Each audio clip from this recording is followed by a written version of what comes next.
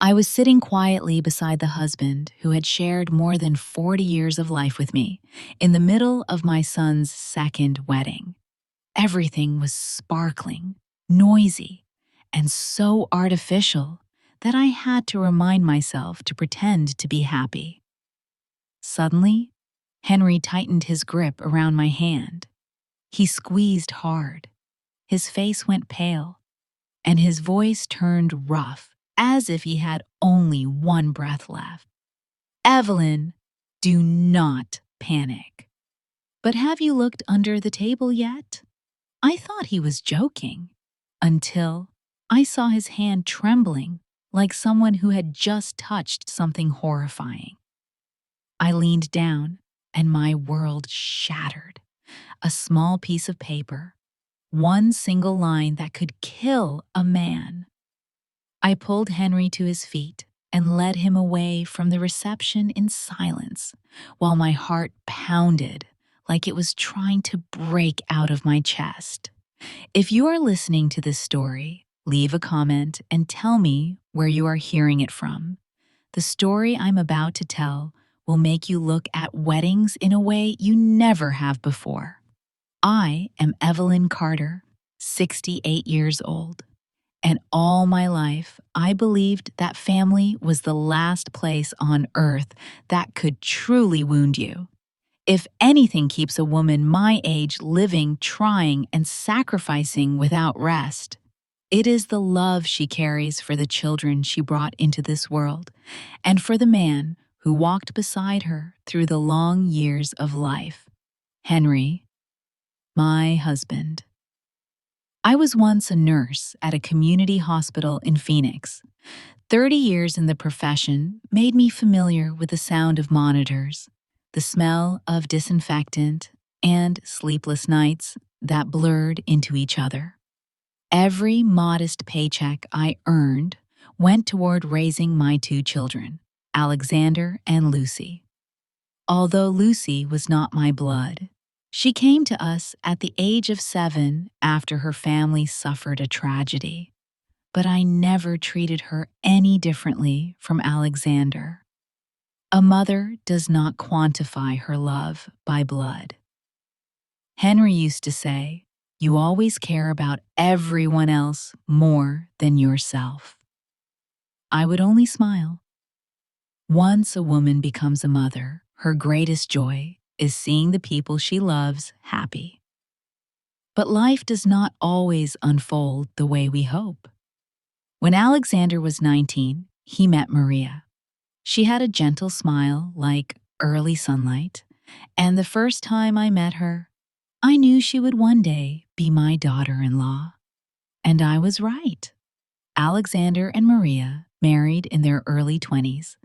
I remember clearly the moment Maria hugged me in the kitchen and whispered, "I will try my best so you never have to worry about anything." She kept that promise, kind, hardworking, and loving Alexander with all her heart. And then the terrible accident took Maria from us. A phone call late at night, the police officer's voice cold as steel. "We are very sorry, Mrs. Carter." Alexander collapsed. Henry held him in the hospital, while I stood beside them, feeling as if something had crushed my heart.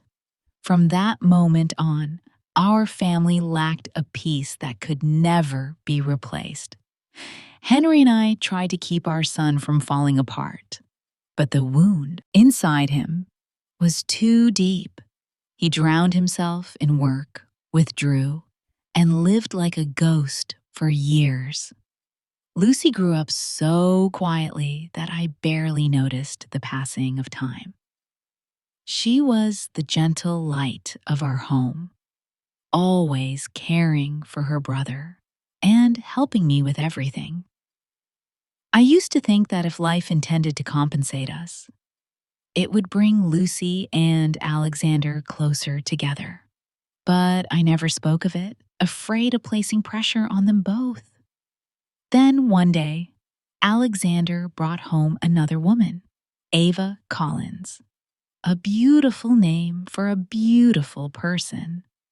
lightly curled brown hair and lips always touched with pale pink lipstick that made her face glow. Ava was charming and quick with compliments. The first time we met, she said, "I have heard Alex talk about you so much. Now I understand why he respects you so deeply." I smiled, feeling warmed but also faintly unsettled. The feeling was like noticing a tiny crack on a wall, something small that would surely spread if left alone. I tried to open my heart because Alexander had suffered enough, and I wanted him to have one more chance at happiness. Ava entered our home like a new breeze, but the kind that carried a strange scent, one I could not decide whether to breathe in or keep at a distance. The conversations between Henry and me about Ava grew more frequent. Henry was cautious. "Do not judge too quickly. Young people today are different." "I know," I said, "but I see something unsettled in her eyes." Henry said nothing, only held my hand as he always did. Then everything changed the day Alexander decided to marry Ava. One June afternoon, when the sun had not yet fully set, my son announced, "Mom, I want to build a new life. I do not want to live in the dark anymore." I looked at him for a long time. As his mother, I understood his longing, yet something deep inside me whispered a warning. But Alexander had made up his mind. And because he is my only son, I did not want to stand in his way. The wedding was held at a seaside hotel in Florida. The place was beautifully decorated, candles glowing, tables covered with white roses. I sat beside Henry, the man who had walked with me for more than 40 years, and tried to push away the heaviness settling in my chest. Alexander wore a navy suit, walking through cold bursts of fireworks, while Ava smiled as if the entire world should revolve around her on that day. I sat there, forcing myself to smile for my son's sake. Henry squeezed my hand gently and whispered, "Let us try to be happy for him, dear." I nodded, though my heart refused to obey. The celebration had been underway for a while when I saw Henry frown and glance under the table. He bent down, pretending to pick up a napkin. I saw the tension in his back. "Evelyn," his voice was low, almost a whisper. "Do not react strongly, but there is something under the table you need to see." A chill swept over me. "Why?" I asked, trying to stay calm. "Just look." I leaned down slowly. Candlelight reflected on the white tablecloth, casting a faint shadow between the chair legs. And there, next to Henry's chair, was a small piece of paper folded into quarters. Henry discreetly placed his hand along the edge of the table to keep others from noticing. I picked up the note, my hand trembling. Henry watched me with a seriousness I had rarely seen in 40 years of marriage. I unfolded the paper. Table 6. Double the amount of shrimp in Mr. Carter's meal. My chest tightened. All his life, Henry had been severely allergic to shrimp. Even a small piece could send him into anaphylactic shock. I turned to Henry. "How long has it been there?" "About 3 minutes." I bent down to pick up the napkin and saw it. "Do you know who put it there?" Henry shook his head. "But no one drops a note like that by accident." It felt as if the ceiling had collapsed on top of me. In the middle of my son's wedding, someone wanted to kill my husband. My hands went cold. My ears rang. The laughter and voices around us sounded distant, muffled. I looked around, seeing guests, flickering candles, flowers, music. but everything had become a stage where I had just uncovered a deadly plan. Henry placed a hand on my shoulder. "Evelyn, stay calm. Do not let anyone know we found it." I looked toward Ava across the room. She was lifting her glass with a bright smile as she chatted with friends. Her eyes drifted toward our table. The smile on her face was flawless, almost too flawless, so perfect that it felt fake. A nauseating feeling crept up my spine, the feeling of betrayal coated in velvet. Alexander looked at her with such trusting innocence. My throat tightened. I had sacrificed my entire life for this family.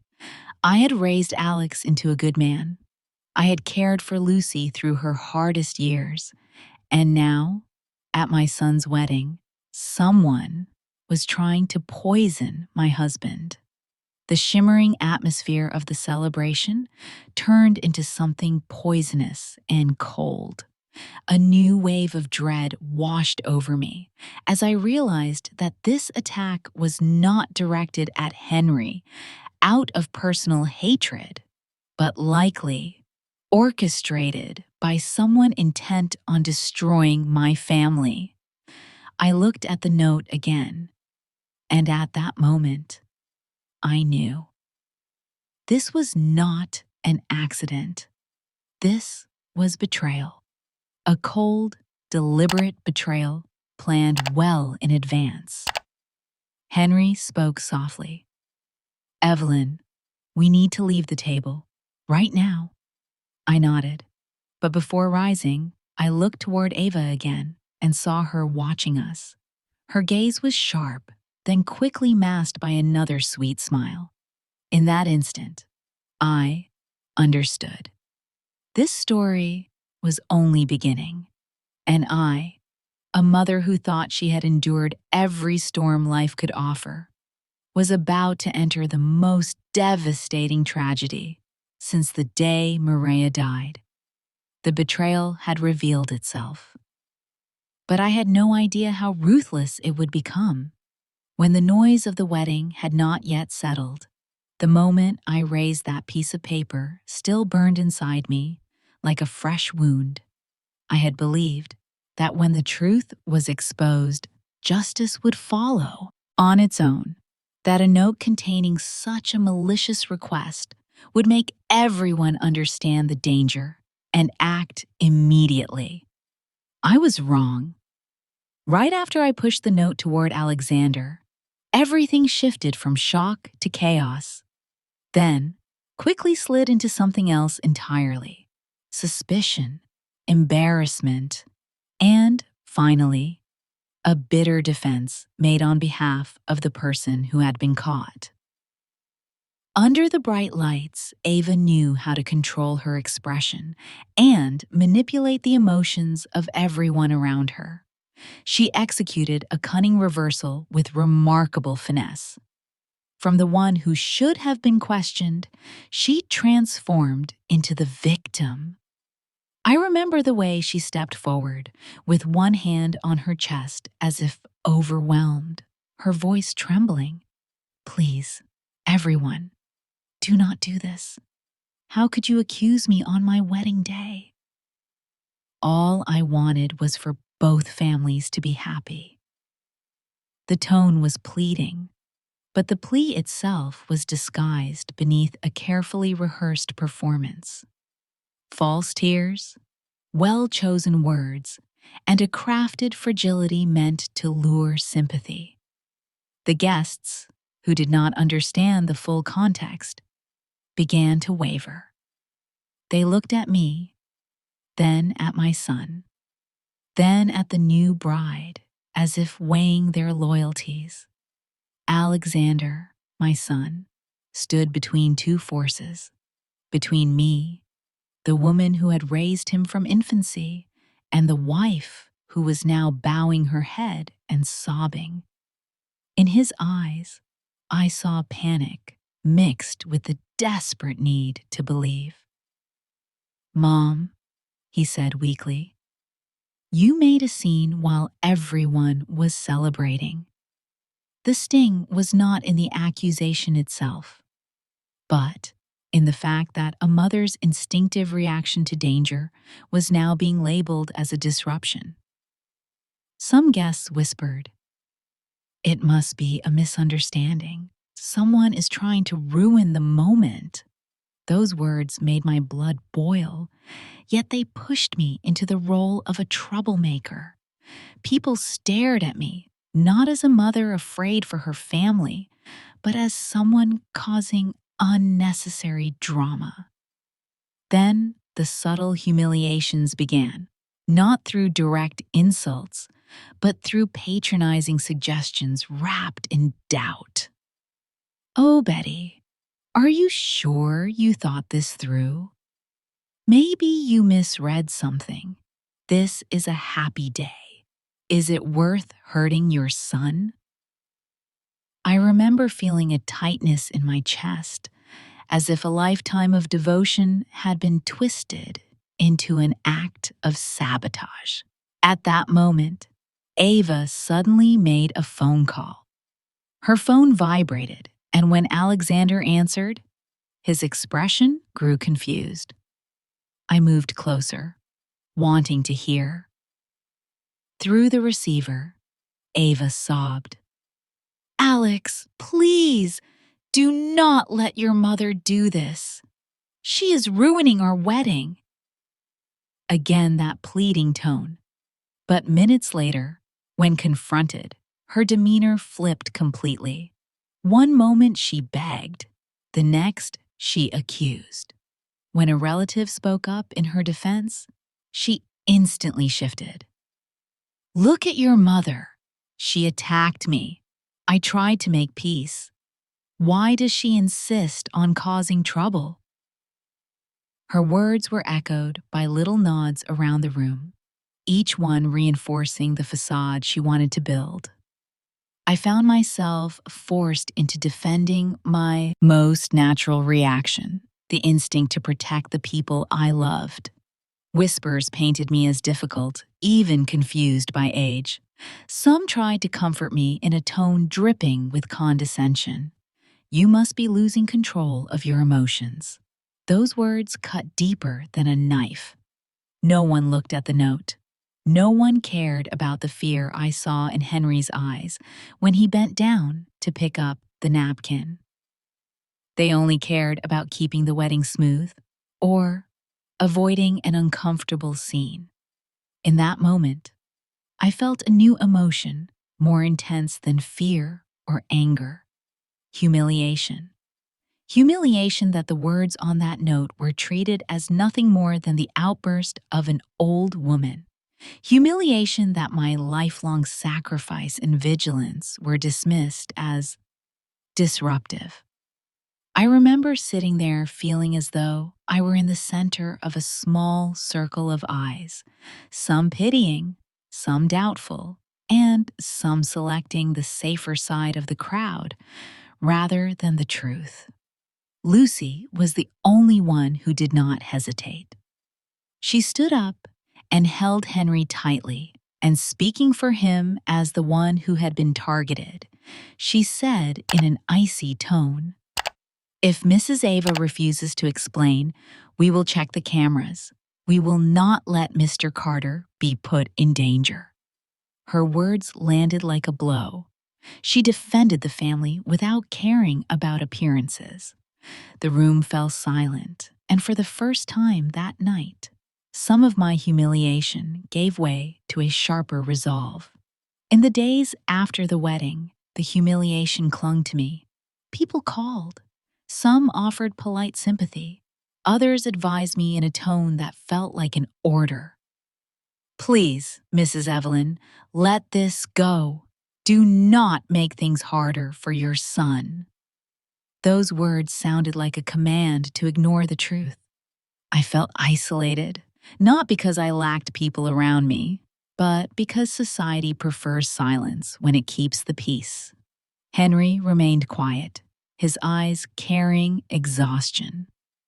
Perhaps our son's shame kept him from speaking boldly. He held my hand, but said nothing, as if apologizing without using words. Through the nights that followed, I cycled through a dense fog of emotion, grief at having my devotion questioned, and at being treated as a source of turmoil. Yet, that grief did not swallow me. Instead, it awakened something else, a cold determination. I began to understand that the humiliation I endured was not an ending, but a test of whether I would stand firm. If I surrendered to gossip, the manipulator would win. If I surrendered to shame, I would hand over the right to protect my own family. I remembered the years at the hospital, my hands gripping the operating table, the times I had to choose between life and death, the way people sometimes praised me and sometimes blamed me depending on the outcome. That was when I learned something important.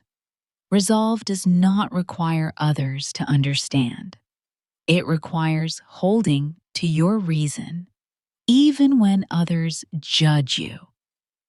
I decided I would no longer depend on society's sympathy to do what needed to be done. That decision began with a small action. I placed the note into my purse without yelling, without pleading. I called Lucy over and said quietly, "Lucy, we have to do the right thing. Get the cameras. I do not want anyone left with doubts." She looked at me with eyes full of certainty. For the first time since that night, I no longer felt like a mother stumbling beneath the weight of others' opinions. I felt like someone taking responsibility. That night, before going to sleep, I looked in the mirror. My aging face had deeper lines.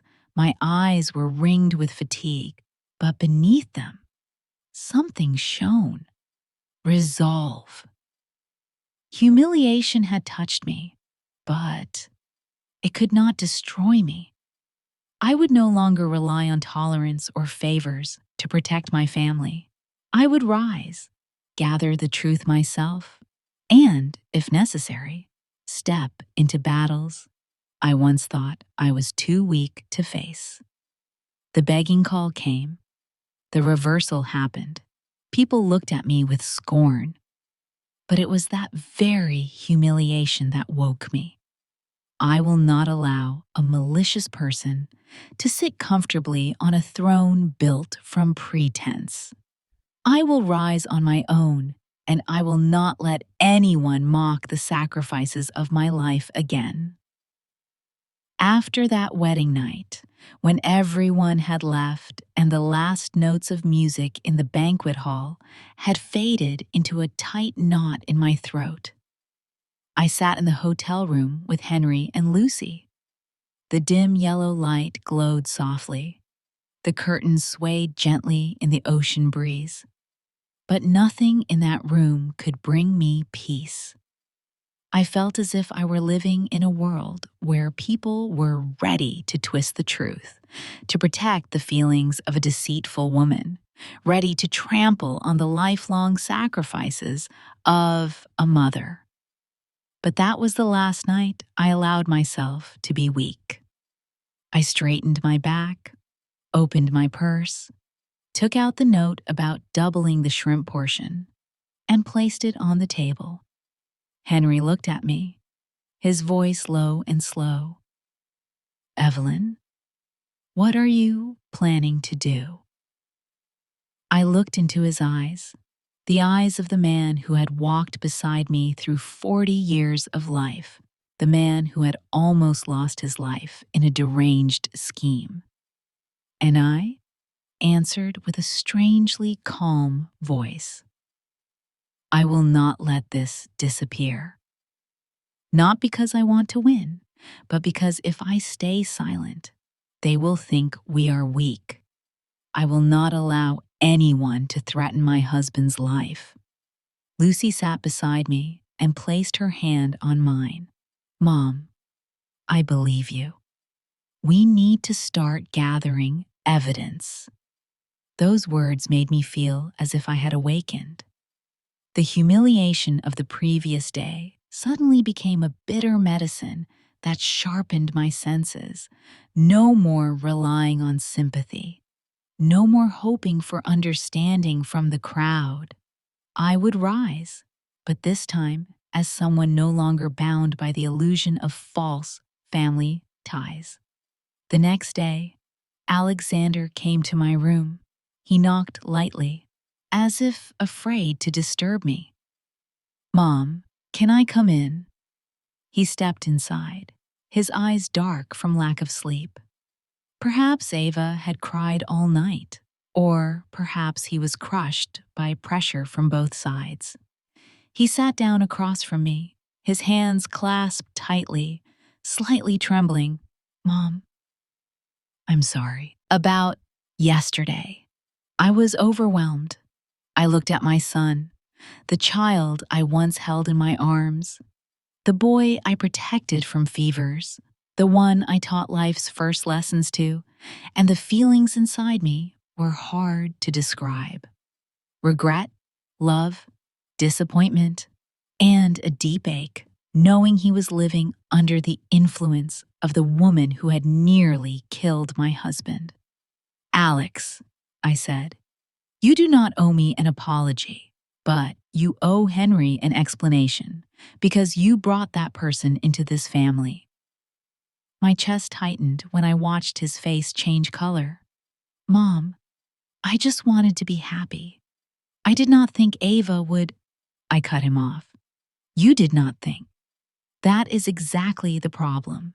You allowed her to fill the empty space in your heart, but you never looked clearly at who she truly is." Alexander lowered his head.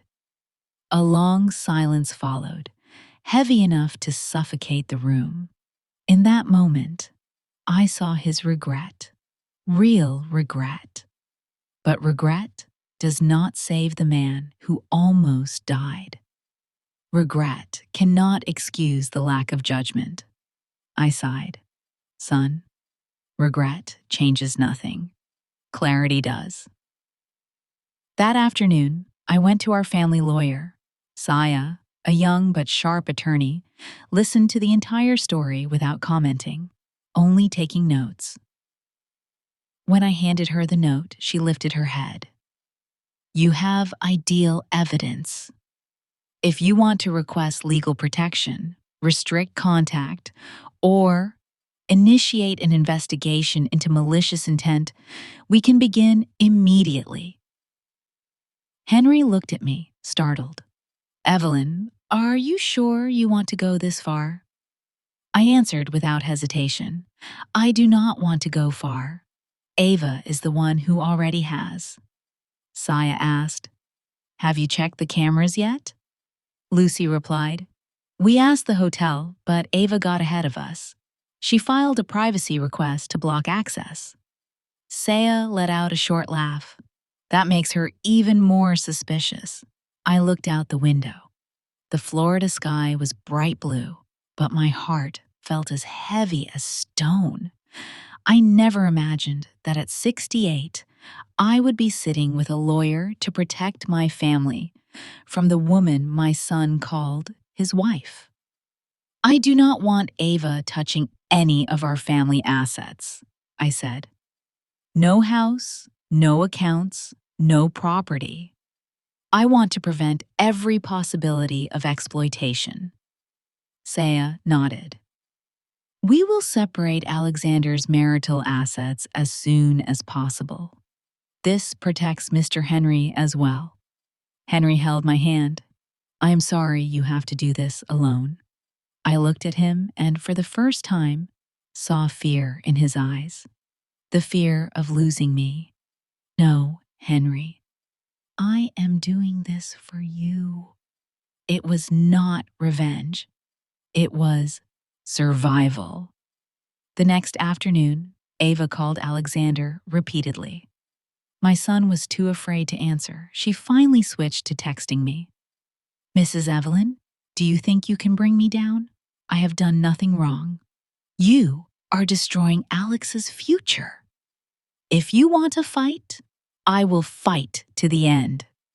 I read each line and felt the chill behind the threat. About an hour later, Ava emailed her attorney and sent us a copy. The message claimed she was being falsely accused, that the note could have been fabricated to create division, and she demanded that Alexander defend his wife's honor. I saw clearly how she twisted cowardice into victimhood. That was when I understood. She was not just cruel, she was intelligent. My opponent was not an ordinary woman, but someone calculated, someone who used legal language to manipulate emotions. Lucy whispered, "Mom, if anyone else reads this, they will think Ava is the one being attacked." I nodded. "Which is why I need evidence." That evening, Alexander came home. He sat on the sofa, his hands gripping his head. "Mom, Ava said that if I leave her, she will release old messages. The ones from when I felt hopeless. The ones I sent when I was grieving Maria. She said I am dependent on her because of what I told her. She said..." I sat down beside him and placed a hand over his. "Alex, you are being manipulated."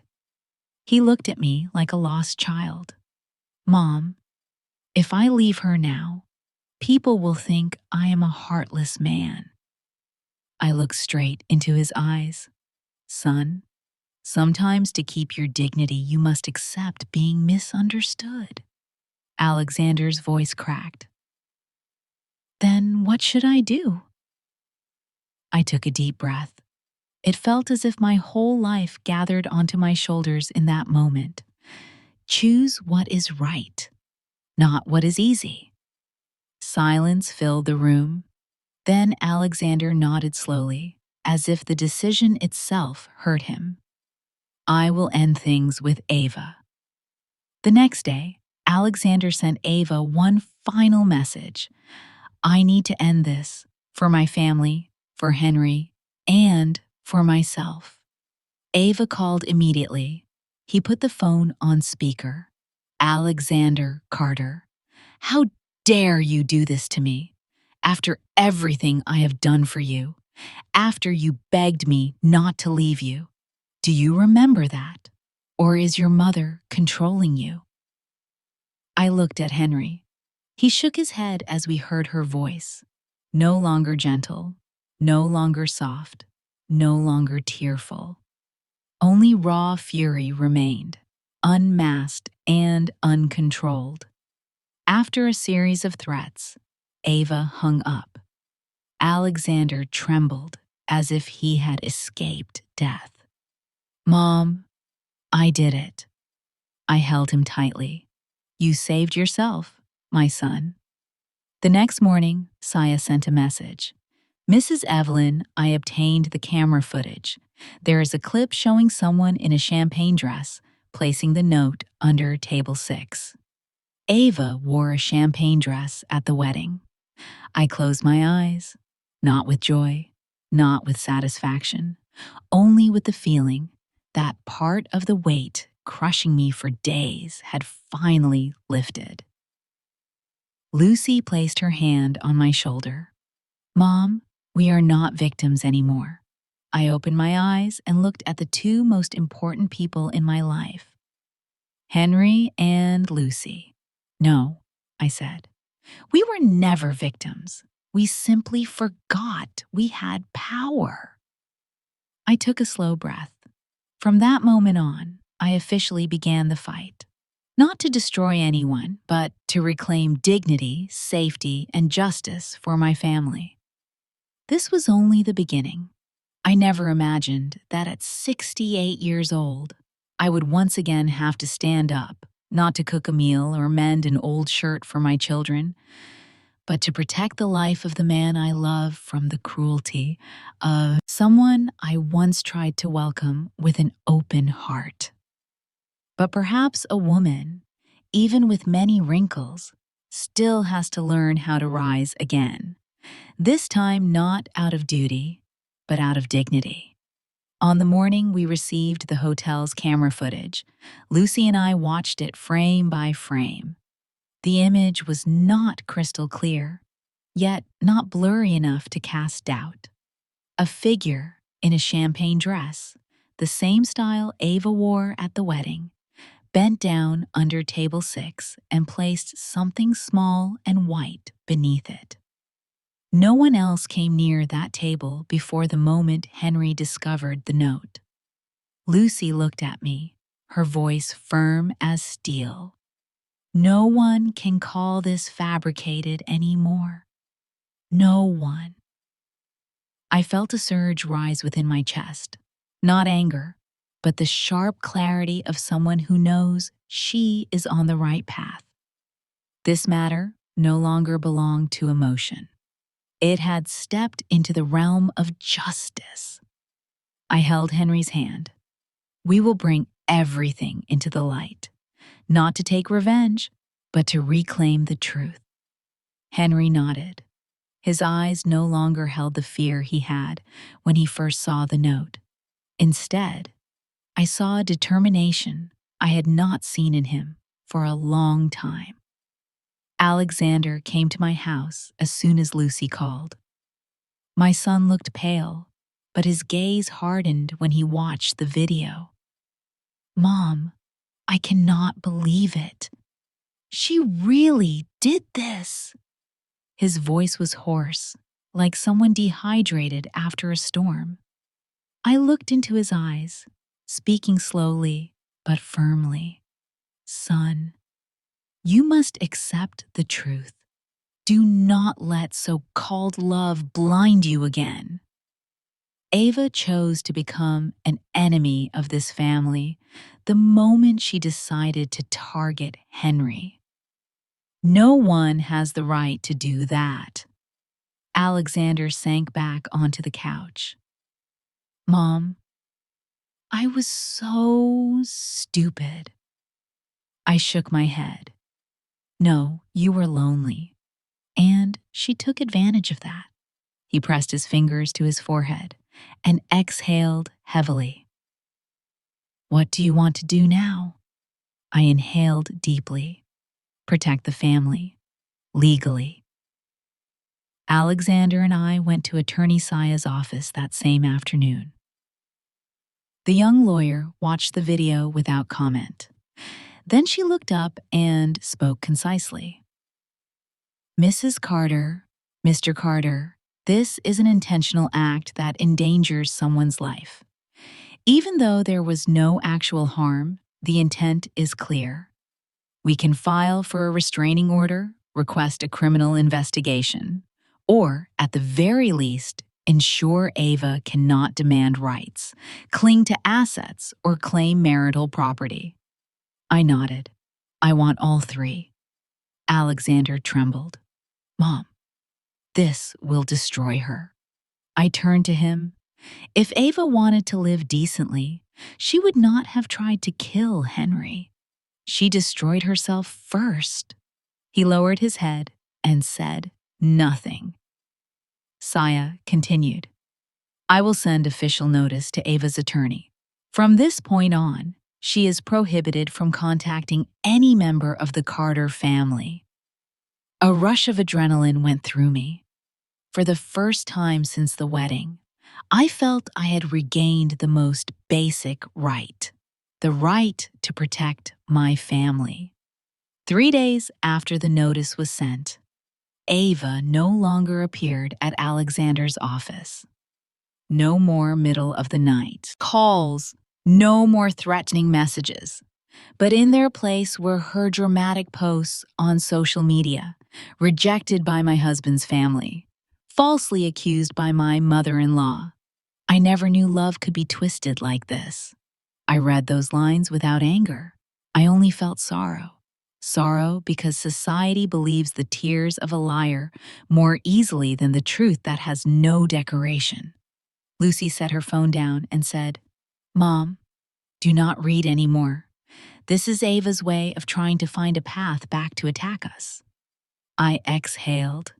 You are right. Some battles do not need to be watched. Some people do not deserve explanations.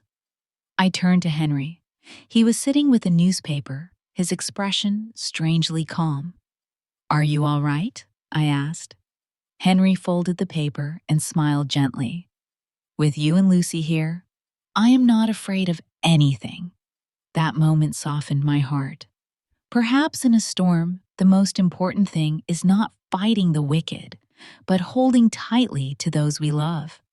After speaking with the lawyer, I made a major decision to separate our assets from any connection involving Alexander and Ava. Not because I did not trust my son, but because I refused to allow someone like Ava to use the law to take what does not belong to her.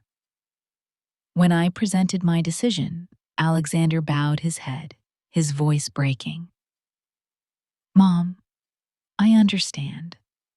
I am not worth the worry you have carried. I placed my hand on his shoulder. Alexander, you are still my son. But a man can make mistakes in love. That is not a crime. The crime is continuing despite knowing it is wrong. You stopped. I trust you. He embraced me for the first time in many years. I am sorry for making you suffer. I patted his back. Just stay on the right side. I will handle the rest. That evening, Henry and I signed all the paperwork. Each signature drew a boundary, not out of hatred, but out of wisdom and responsibility. A week later, Ava's lawyer sent a reply. My client denies committing this act. She requests Mrs. Carter to cease spreading false accusations and issue a public apology within 48 hours. Saya sent back the video. Just one line. This is the second camera angle. We will send the file to law enforcement if we receive another threatening message. Silence followed. That afternoon, Ava called Alexander. This time, her voice had no screaming, no threats. She sounded like someone who had lost everything. Alex, please. I was wrong. I just did not want you to leave me. I was overwhelmed. I never thought things would escalate. I did not want to kill anyone.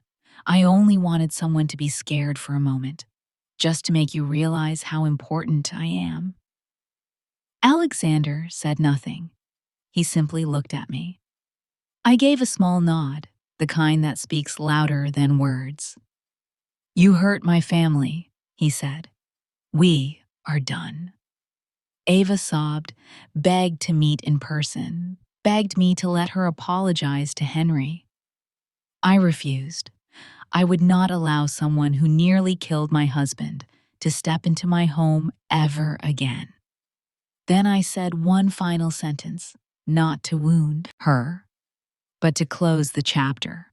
Miss Ava, my family does not belong to you. And you never belonged to my family. When the call ended, I felt as though an invisible door had closed.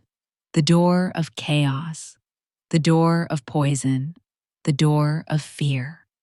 Henry placed his hand on my shoulder. Evelyn, we did it. I sat down on the sofa and let out a long breath, feeling freedom seep into every part of me. There was no glorious victory, no applause, no one celebrated me as a hero. But I did not need any of that, because in the end, my family was safe.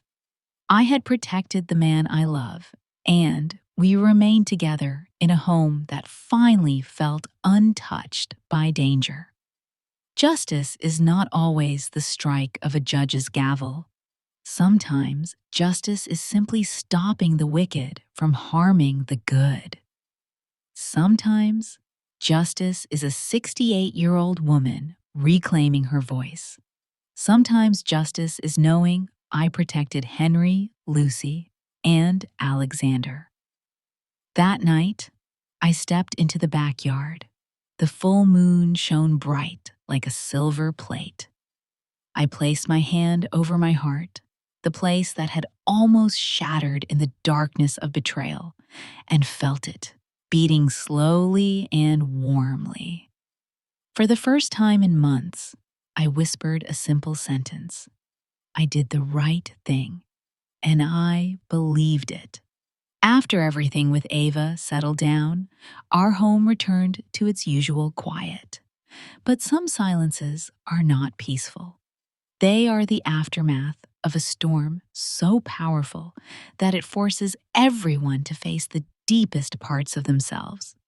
The places where fears, mistakes, and long hidden desires have been stored away because the turmoil never allowed them to be spoken aloud. I remember clearly that morning when sunlight poured into the kitchen. I stood making ginger tea for Henry. He sat at the table, watching me with the gentle look I had known all my life. But beneath that gentleness, I sensed something else, a touch of guilt, a hint of sorrow, and the helplessness of a man who believed he had let his wife carry too much alone. Evelyn, Henry said softly, I have to apologize to you. I turned around, taken aback. Why do you need to apologize? Because I let you face everything by yourself. I knew how you felt during that wedding. I knew how people looked at you. I saw you being humiliated, and I could not do anything. I set the teacup down and pulled a chair beside him. Henry, do not blame yourself. We have lived almost our whole lives. In that moment, no one knows what to do. You held my hand, and that was enough. Henry shook his head, giving me a strained smile. No, Evelyn, you stood up alone. You protected me and protected this family. You are stronger than anyone realizes. I gently held his hand. Believe me, I was not strong in that moment. I just knew that if I did not act, I would lose you. And I could not let that happen. In that moment, it felt like I finally touched a wound that had never been named out loud. The fear of losing someone you love. That fear was the root of everything I did. Not anger, not pride, just the unbearable terror of losing the person who had walked with me through decades. The next day, Alexander came over. He stood at the door for a long time, unsure of how to begin. When I opened it, he bowed his head deeply. Mom, I am sorry. I looked at the hair that used to be soft and golden, now touched with early strands of gray. His face, once full of boyish energy, now looked exhausted in a way that pierced my heart. Alex, you do not have to. No, Mom. Let me say it, he interrupted, his voice trembling. I let you stand in front of everyone and face their judgment. I believed Ava too much. I thought she gave me happiness when all along you were the one who carried my whole life. I was wrong, so wrong that I could not face you these past days. I stepped forward and hugged him, just like the times he fell off his bike or the nights he clung to me with fever. He trembled, as if he were a lost child, finally finding his way home. Alex, you have come back. That is enough. My son cried, truly cried, like the night Maria died. Perhaps because this time the pain did not come from losing a woman, but from realizing he had hurt the people who loved him unconditionally. Mom, what can I do to make this right? I wiped his tears and smiled gently. Live with kindness. Protect your family. Do not let loneliness blind you again. Alexander nodded, his eyes filled with resolve. I saw a kind of maturity in him that I had not seen in a long time, an awakening born from falling all the way to the bottom. After that day, Alexander began to change. He spent more time with Henry, with me, and especially with Lucy. He was so grateful to Lucy that even her smallest gestures, cooking a meal or making tea, made him pause and watch before finding the words to respond. Lucy remained gentle, but I saw the hesitation in her eyes whenever Alexander approached. She had never wanted to interfere in his love life. She had witnessed his grief after Maria died, so she chose to remain in the background. I had long seen the look in Lucy's eyes, the silent love she carried, but never dared to speak. But now, in the aftermath of everything, Alexander finally saw who had truly stood by him. One afternoon, while I was cutting fruit in the kitchen, I heard Alexander speak softly in the living room. Lucy, do you hate me for letting everything become what it did? Lucy startled slightly, then answered in a voice soft as a breeze. I have never hated you. People only hate what is unfamiliar. You have never been unfamiliar to me. The words melted something inside my chest. Day by day, Alexander and Lucy grew closer. Not rushed, not forced, just through small moments, washing dishes together, cleaning the yard, taking Henry to his checkups. Their bond grew naturally, the way a tree grows in good soil. But redemption was not only for Alexander, it was also for me. One evening, as I sat alone on the porch watching the streetlight glow through the leaves, I realized I had been carrying a quiet fear for many years. I feared my son's pain. I feared the family falling apart. I feared I no longer had the strength to protect everyone. That fear made me forget something important, that I also needed to be protected. Lucy stepped outside and draped a shawl over my shoulders. Mom, are you cold? I shook my head. No, I am just thinking. Lucy sat beside me without asking anything. After a while, I said, Lucy, thank you. Without you, I do not know when I might have fallen apart. Lucy turned to me, her eyes as clear as the day I first brought her home. Mom, I am the one who owes you and Henry. You gave me a family when I had no one. I could never let you carry the weight alone. I smiled faintly. Maybe it is time I learn how to lean on someone else. Lucy held my hand. You are not leaning. You are just sharing the burden. In that moment, I realized this was my own form of redemption. I understood that I did not need to be strong forever, did not need to lead every battle alone. I had Henry, Lucy, and Alexander, people willing to walk toward me when I felt tired, and Ava. She disappeared from our lives like a toxic wind stopped at the right moment. No more messages, no more social media posts, no more long justifications. Perhaps when she saw evidence she could not deny, she finally understood the battle was over. But I did not feel joy. I only felt light. Light because she could no longer harm us. Light because my family no longer had to live in fear. Light because at last we could begin to heal.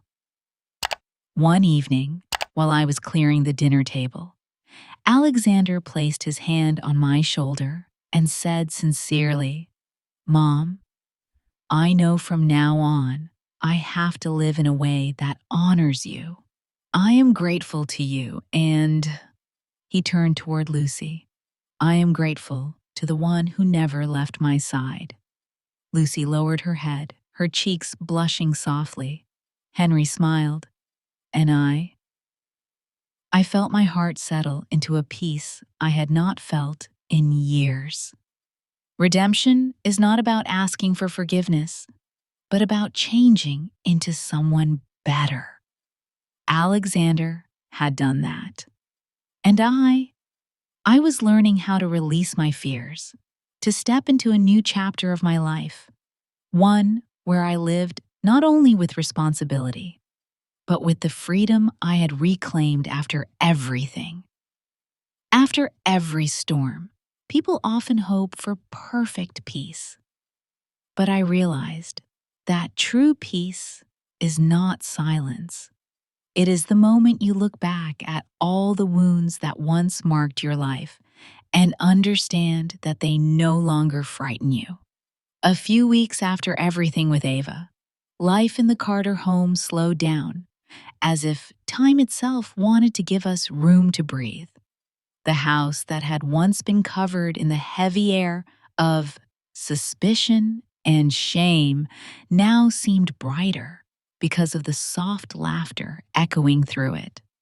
I found myself waking up each morning without that old anxiety, without the feeling that someone was squeezing my heart. Henry sat in the garden, reading the newspaper, and the sunlight on his silver hair reminded me of everything I had nearly lost. Alexander seemed younger by several years. He ate regularly, spoke gently, and no longer carried the careless, hardened look he wore when he was with Ava. Lucy too looked different, her eyes brighter, sometimes glancing at Alexander with that small, shy smile I had seen 1,000 times, but was only now being returned. But that peace was not the finish line. For me, rebirth was not only about escaping the darkness, it was granting myself permission to continue forward, without trembling, without hesitation, without fear of the shadows of guilt or tragedy. One afternoon, as I watered the lavender pots on the porch, Lucy stepped outside. She stood beside me for a long moment before speaking. "Mom, is it really over?" I nodded gently. "Yes, Lucy, it is over." "I am still afraid," she whispered. "Afraid Ava might come back. Afraid someone will hurt our family again." I looked at her, the daughter I did not give birth to, but who had held me up more than anyone else. I placed my hand on her shoulder, feeling her warmth.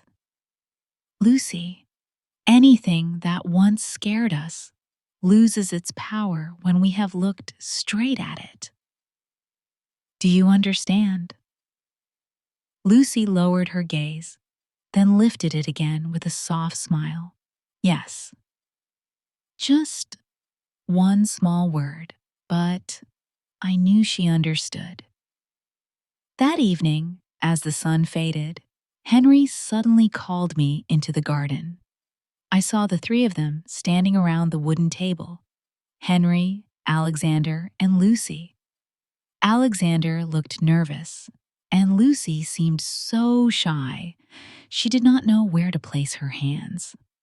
Henry looked at me, his eyes bright as if he had rehearsed something many times. "Evelyn, sit down." I sat, my heart beating faster, though I did not know why. Alexander took a deep breath and stepped forward. "Mom, I know I hurt you so much these past months. You stood against a whole crowd for this family. I felt I needed to do something to make you happy." I said nothing, waiting. Alexander turned to Lucy. Lucy, you have stood with Mom, with me, with all of us, even when no one asked you to. You did everything with your heart." Lucy blushed, her voice trembling. "Please do not say any more." "I have to say it," Alexander insisted. Then he looked at me again, his smile carrying nervousness and hope and determination all at once. "Mom, I want to tell you this first because without you, this family would not exist today." My chest felt tight, as if something inside me were opening. Alexander moved to stand beside Lucy and took her hand. "I love Lucy, Mom. I want to be with her, not to replace anyone, but to begin a better life. And I want to ask you something." He squeezed Lucy's hand, his voice so serious it caught in my throat. "Mom, will you allow me to marry Lucy?" It took me several seconds to fully understand the question, then a few more for my heart to steady itself. I looked at them, the two children I had raised, now standing side by side like the last two pieces of a puzzle that I thought had shattered forever. I stood and walked closer. I looked at Alexander.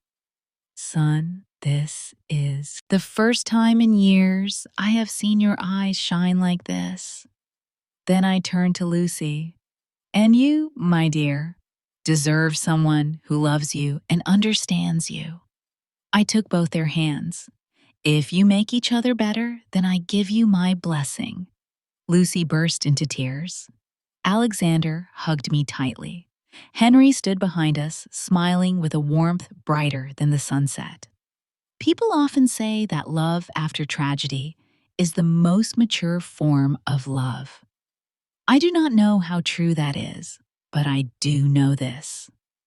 The marriage between Alexander and Lucy was not a replacement. It was the result of a long journey of healing. A few months later, they held a small ceremony. No grandeur, no tables overflowing with white roses, no glittering candlelight, just a garden. A few simple ribbons, the sound of wind moving through the leaves, and the people who genuinely wished them happiness. Lucy wore a white dress light as mist. Alexander stood beside her, calm and steady. When they exchanged rings, Lucy looked at me, her eyes full of unspoken gratitude. I answered with a smile. Not long, not forced. Just the smile of a mother who had walked a long road and finally saw her children step into the light. After the ceremony, when most guests had left, Lucy ran to embrace me. "Mom, thank you for giving me a family." I touched her cheek. "No, Lucy, you saved this family from falling apart." Henry wrapped his arms around my shoulders. "Evelyn, you did well." I leaned into him. "No, we did well." That night, when I walked alone into the backyard, the moon reflected on the pond like a bright path leading toward the future. The wind brushed through my hair, carrying the scent of lavender. I stood there with my eyes closed, letting my heart feel the relief I had not dared to hope for on the day Ava slid that wicked note under the table. In that moment, I understood something. Rebirth does not come from forgetting the past. It comes from accepting that it happened and deciding not to let it define you. I whispered, "Thank you for giving me a way back." And I believe that, from that moment onward, my family, what remained after everything had fallen apart, had been born again. Not because of miracles, but because of love, truth, and the courage to step out of the shadows. Once again, we found each other. And this time, the light will never go out.